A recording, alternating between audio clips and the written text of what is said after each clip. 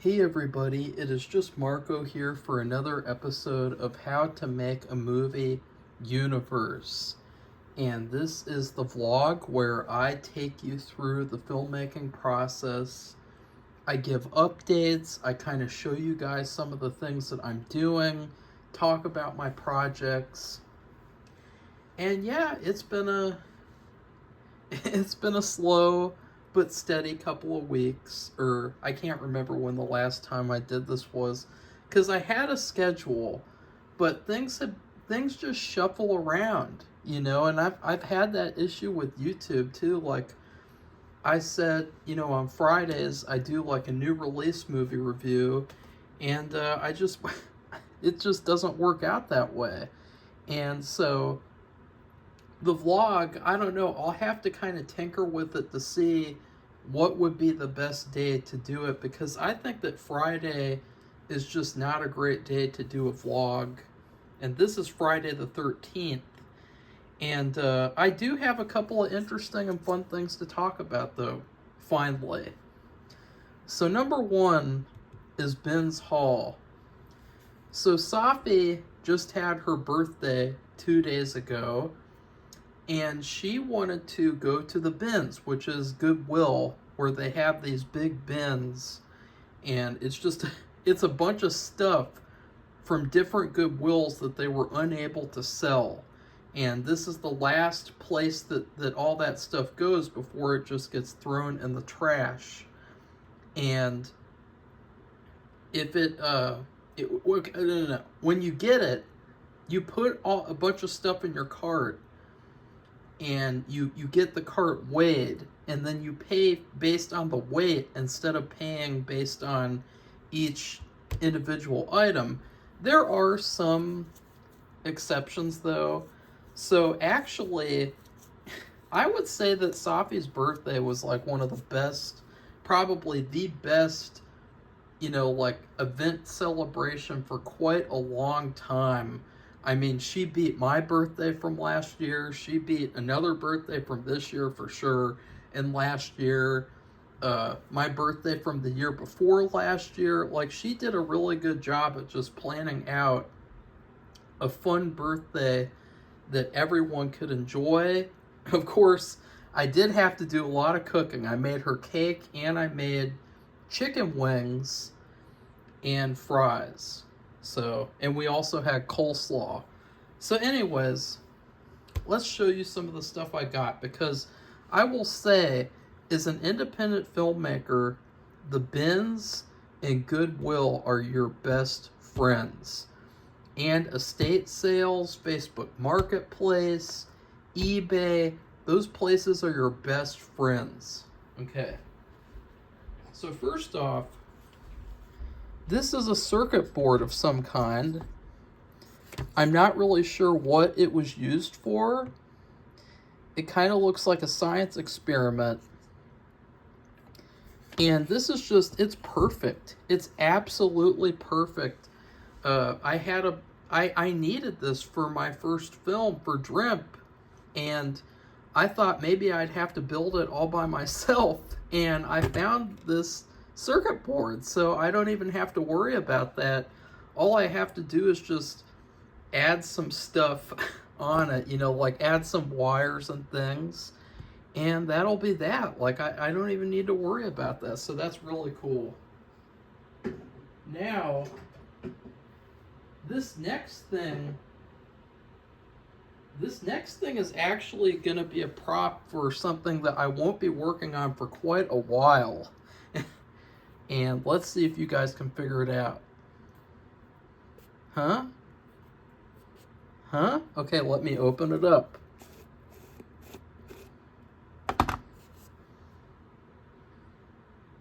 What does this beautiful stuff remind you of?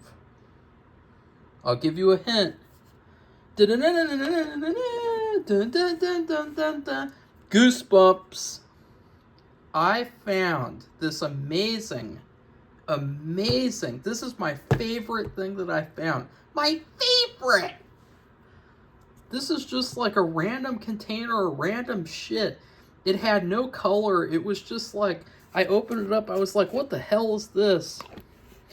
But I thought, this is exactly the spirit of Monster Blood. This is what Monster Blood originally was all about. Was you go into a store, you go to the back of the store, you find this container and it says Monster Blood. It's like, what is this stuff? That's the appeal. That's the whole core and the soul of Monster Blood. And I've managed to find it right here. This stuff is actually, I looked it up, I managed to find, it's called Blue Magic Hair Product. And what was really interesting was that you can't really tell, but there's sparkles inside this goo, this slime. I mean, it is so perfect for Monster Blood. And they say on the packaging it's like herbs and it's green tea or something. And it's like, honestly, this is just like, it's just perfect. It's like I couldn't even create something as good as that. And I wasn't even looking for any Goosebumps props either. So, like, again, this was just a gift from the universe. That was so weak. I was like, from the universe. Sorry, guys. I have a bit of an allergy headache this evening. I can tell that the weather is changing. And yeah, you can hear it in my nose. So next up, wow. This saw I actually got for the film and also just for personal reasons. Because when we moved, somebody else sold basically everything, including all the tools and all of the fishing equipment. And so I'm going to have to rebuy all of the essential stuff that I would have needed, you know, for myself and for my future family. And so this is one of those things. I don't really know what you use this saw for, but it will also... I have used plenty of saws, believe me. I'm an expert at using saws. Chainsaws, wood saws, all types of saws, you know. And so, but anyways, there is a certain part in Drimp where this will come in handy very, very much. And I'm so thankful I found this, because I was never going to go out and buy this and seek this out. This had to come to me, because I wouldn't have bothered. I would have just, you know, used some crappy little tool that I had and called it a day. But I managed to find this beautiful saw. Really, really cool. And it's quality. I mean, this, I don't know how this didn't sell. The blades are sharp. I mean, I touched the blades at the bins. I was like, oh, I don't want to cut myself and go to the hospital at the bins. So, yeah. Next up,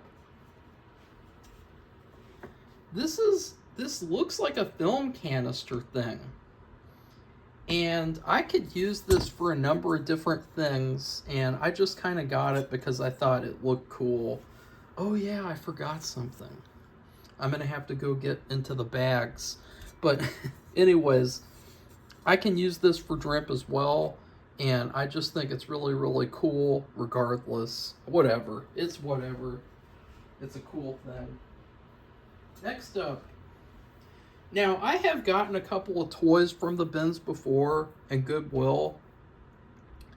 Sometimes you find stuffed animals and they look really, really sad.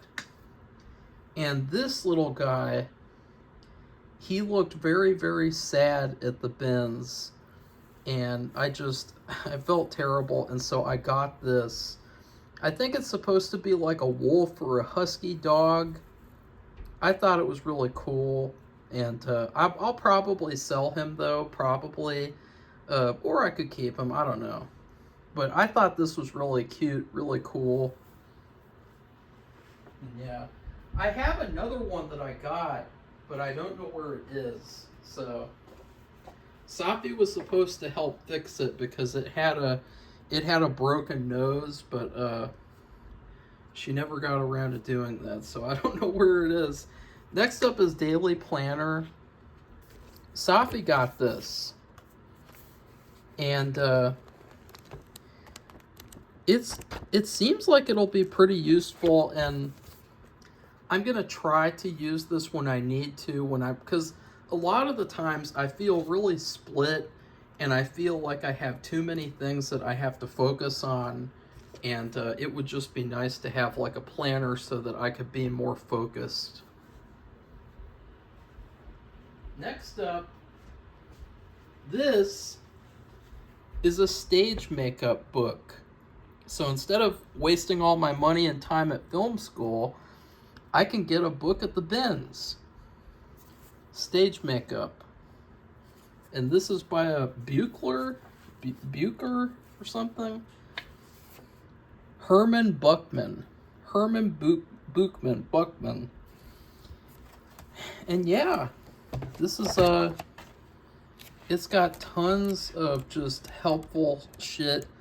How to do theatrical makeup, how to do stage makeup.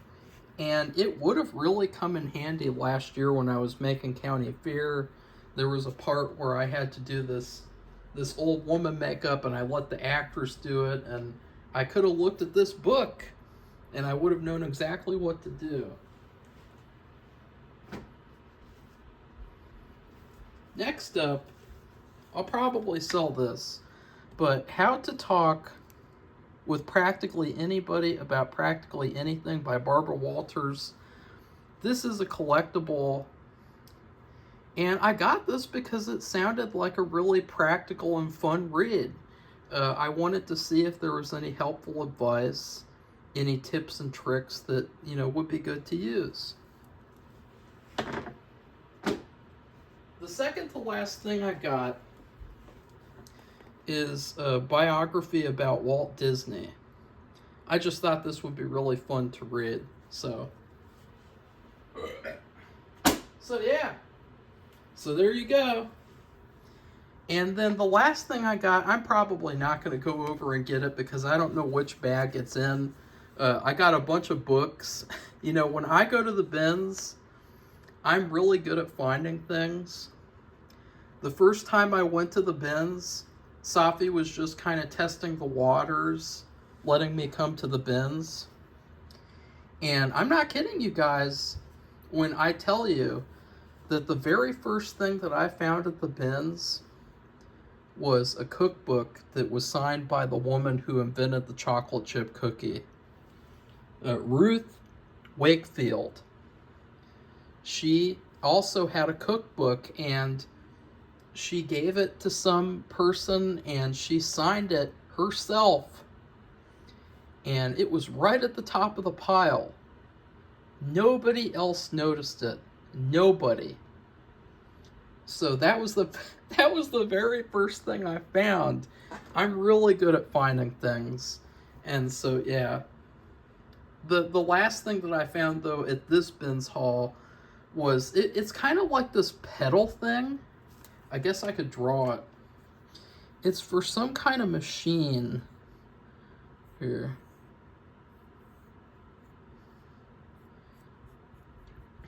And yeah, it's like some kind of a pedal contraption. Here, let's get rid of this. Yeah. And it presses up and down. So I got that again for Drimp. And that's the fun thing about making like a mad scientist movie or like a Frankenstein movie, is that you can just get a bunch of random junk and you can turn that into like, this is Frankenstein equipment. You don't have to worry, because I had someone else who was helping me with the film, and if you guys don't know, I'm just refreshing a page over and over to check on if I got any notifications for something film related. But what was I saying? I can't remember. Oh yeah, I had someone else who was originally working on Dreamt with me, and she was really worried. She, number one, she tried to take over the film, but number two, she wanted everything to be super realistic and super, like, quote unquote real. And so she wanted there to be all this, like, medical equipment and shit, and, like, like tubes and like IVs and shit. And it's like, look, this is not necessary. This is a Frankenstein movie. This is not supposed to be Grey's Anatomy. This is supposed to be Frankenstein. And when you do a Frankenstein movie, you could wrap up this marker with tinfoil and you could hold it up like this and you could say, I am connecting to the universe to bring this monster to life. And then you wait for the marker to get struck by lightning. Like, that's literally what you could do. That's the beauty of Frankenstein. In Mary Shelley's book, she didn't even really fully describe the equipment. Like, she left that whole part very vague and very, like, abstract, because she, like, who would really know how to do that kind of thing? Because that doesn't exist. People don't get brought back to life unless they get reincarnated. Okay. So, next up, I have finally cast, after, let's see, December, January, 2.5 months of searching for people, auditioning people. I got a couple of backups. I got like 2 or 3 backups, and then I have the main person that I cast, who I'm really, really excited about. She seems to be the person who was made to play the role, even though I loved the original actress, but she flaked out and she couldn't handle coming back to, finish her work that she signed up to do. So I got this new person, and she is perfect. She is going to crush the role, and it really seems like I couldn't have gotten anyone better. Like, even if I wanted to pick, like, let's just say, like, I was able to pick any actress on the face of the earth, I really don't think I could have done better than this woman. But with that, I actually had a couple of really funny audition stories I'd like to talk about. So number one, this is the most recent one that happened. I had an actress, and she submitted for the role, and she literally sent me an AI-generated video. And the way that I know this is because you can tell. I mean, it was not a self-tape. It was not an audition tape. It was an AI-generated video. And you could see the Sora brand in the lower left corner of the screen.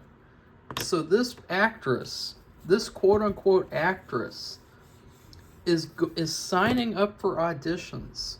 And she's sending AI-generated videos with an AI voiceover.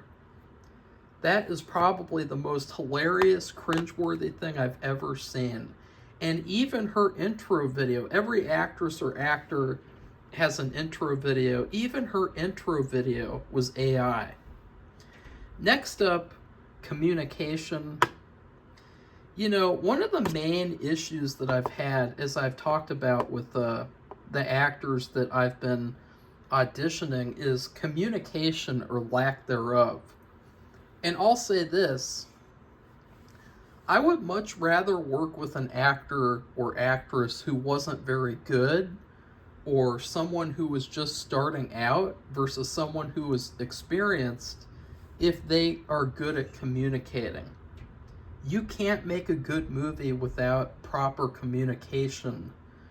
And, I'm the director, I'm the writer, I'm the main actor in the film, but I can't make these actors communicate. They have to communicate themselves like adults.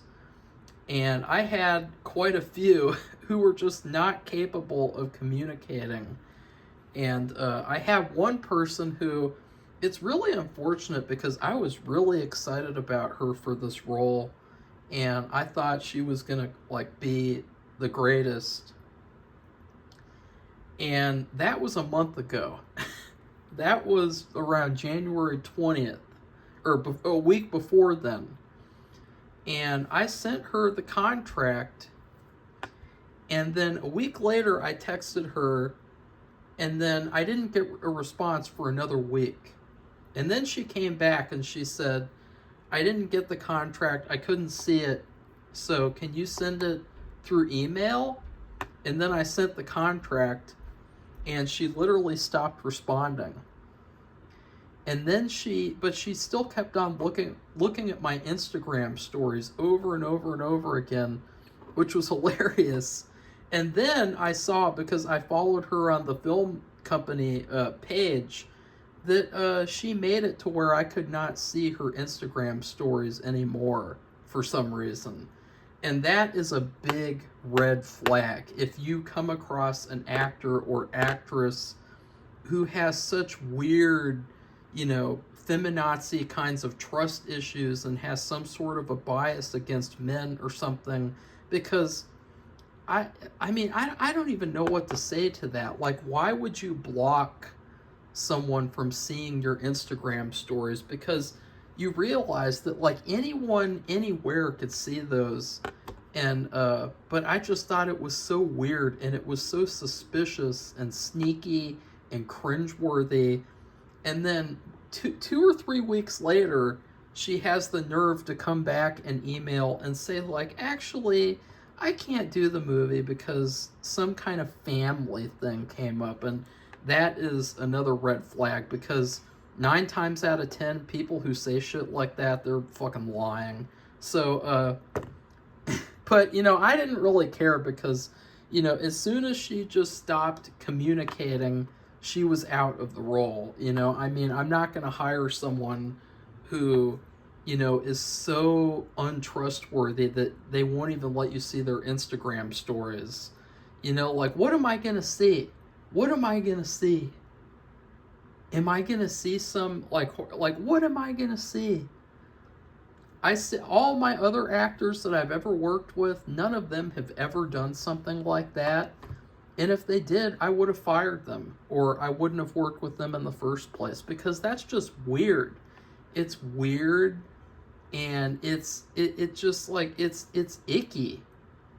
Because how could you work with someone that you distrust that much, and that you treat like they're some sort of a criminal or something? Like, it's really, really bad form. It's bad behavior. And then I had a couple other people who just didn't communicate. And again, like, they just, no matter how good or bad their auditions were, which I came to realize there's a lot of actors who just sign up for things so that they can say that they did an audition. There's a lot of actors who film audition tapes just so that they can say, oh, hey, I got that role. And but the thing is, no matter how good their tapes were, if they weren't capable of communicating, they're gone. They're out. Even if they're really perfect, even if I thought, like, wow, I'm going to cast them, right off the bat. And in fact, one of the backup actors, who, she's the only actress who lives in Ohio that I cast for the role. The one I ended up casting, she lives in California, so that's pretty bad. But she just does not communicate. And to me, that signals that she just doesn't take the project seriously, and that she doesn't have good communication skills, and she doesn't have respect for the project. Like, if you can't just respond back or just answer simple questions like, Did you read the script? Do you have any questions about the script? Please let me know. No response. No response. Very, very strange. And then lastly, this is probably the most just devastating story. Okay. The last one, I was very sure about this person being right for the role, which, you know, it is what it is. Like, I've come to realize too, I feel like a lot of people could be good enough for a lot of different roles. You know, excuse me, I just had dinner. But you know what I mean? Like, multiple people could do a role really, really well. Like, I really liked the person who originally played Lily. I thought she was perfect. I would have jumped at the chance to star in a movie with her, do like a million projects with her. If I could pick like an actress to work with like for the rest of my career, I wouldn't be upset picking her. But there's other people who could do the role too. And so this person, this last person, let's just say she seemed really good. She seemed like she was perfect. And I sent her the script. I was going to send her a contract. And the first thing that she does, instead of, talking to me about the role, reading the script, signing the contract, instead of doing that stuff, she told me, go talk to my agent.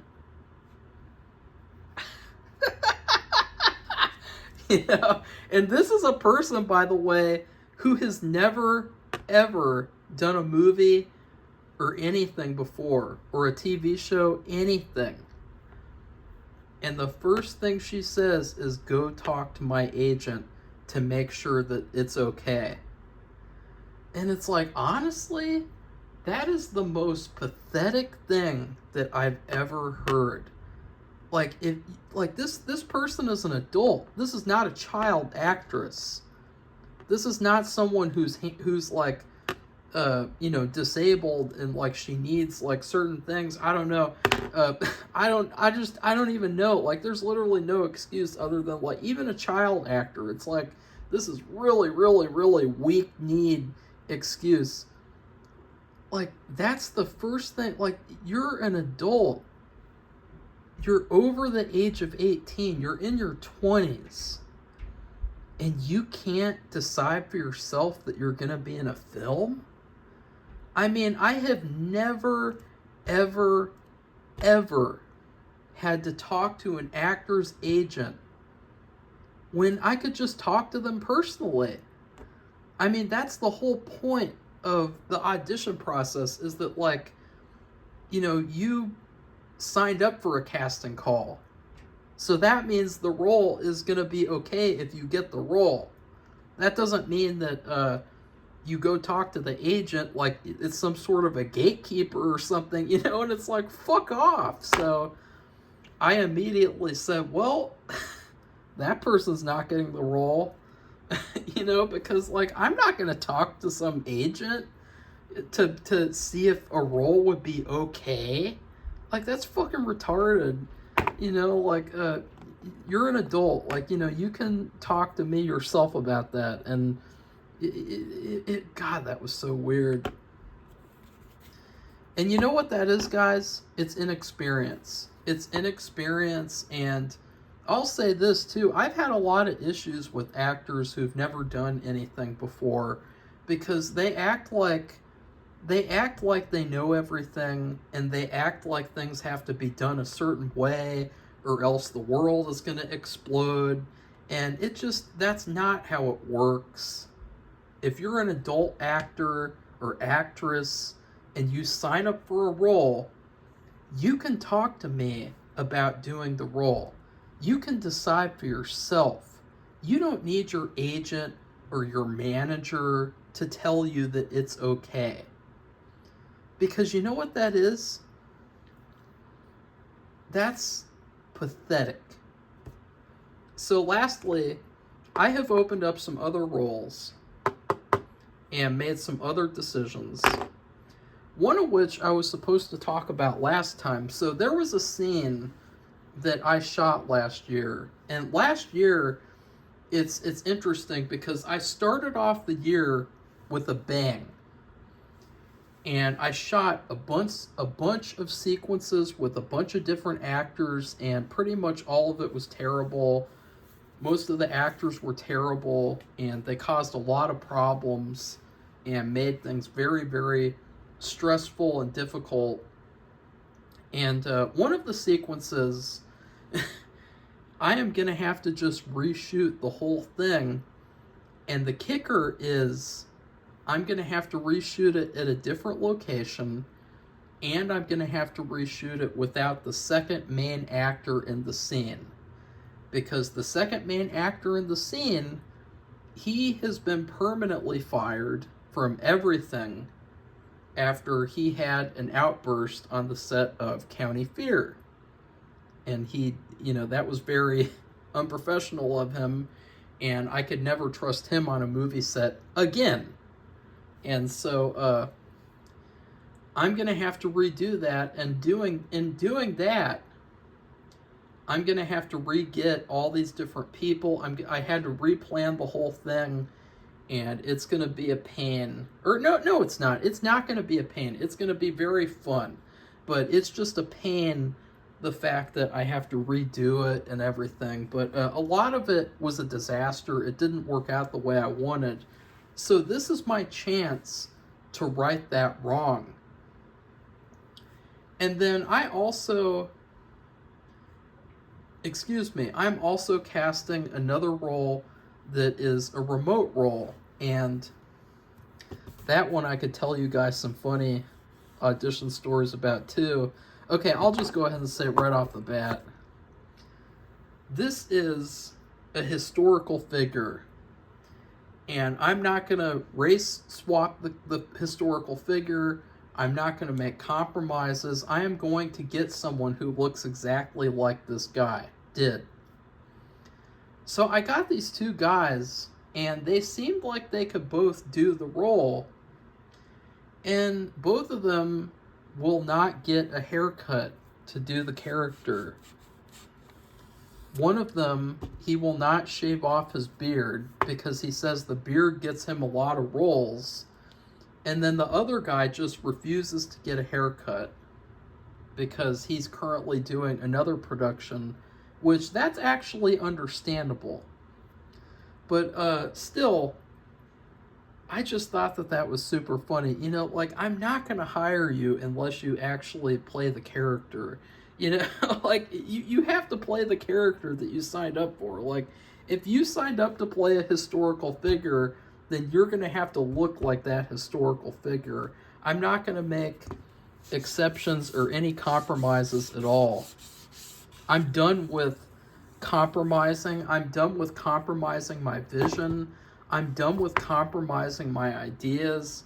And I'm done with compromising art, the quality of my art, for the sake of time and for the sake of convenience. I'm going to do everything I can to make this project the right way. No matter if it turns out a bad movie, a good movie, or a great movie, I'm going to work on making it the right way, with the right people, and it's going to be released the right way and edited the right way. Everything about it, it's not going to be like County Fear, which I will still recommend that movie. If you guys don't, please head on over to our Patreon page, because you can go see County Fear there, and it's a fun short film. It's like a Goosebumps episode, kinda. Goosebumps meets Twilight Zone. So the last thing is that pretty much I do not have a filming schedule right now. Which, last year, I tried to rush a lot of things, I tried to force a lot of things, force a timeline, make things happen by a certain time in a certain way, and it just really, really didn't work out the way that I wanted, the way that I needed it to. And so this year, I'm going to do the exact opposite. I'm just going to go with the flow, and I'm going to do everything that I can to prepare, because that is something that all filmmakers take for granted, is the amount of time that you have to prepare. Because no matter how much you prepare, you probably have not prepared enough. Enough. And so it kind of seems like this is the opposite of last year. Whereas last year I started off with a bang, and I, was just shooting almost every single month with new people from all these different places, and it was disastrous. And I'm not going to use most of the footage, if not basically all of it, that I shot. Whereas this year, I am going to start off just making sure that everything is right, and that everything is not perfect, but as good as it can be. So anyways, please like this video and comment and subscribe. That is all. Thank you very much for watching this vlog. It's just kind of a fun thing that I do. I'm gonna try to, start like showing you guys a lot more of the process as it goes on, and make it a little more exciting, hopefully, if you don't like this type of format. But regardless, yeah, I think that's it. So goodbye, everybody. See you soon. And please subscribe. Goodbye.